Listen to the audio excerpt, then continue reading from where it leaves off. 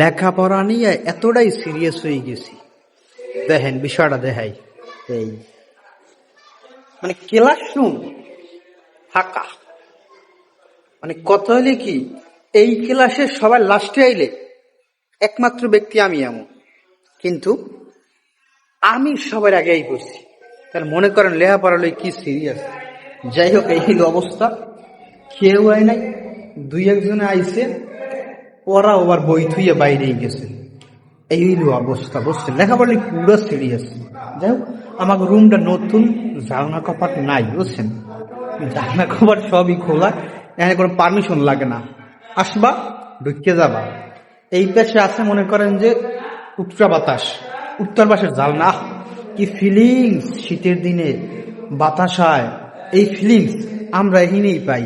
মনে করেন আত্মা যেদিনটা খোলা থাকবে ওটা অটোমেটিক বরফ হয়ে যাবে। এই অবস্থা। যাই হোক, লাইক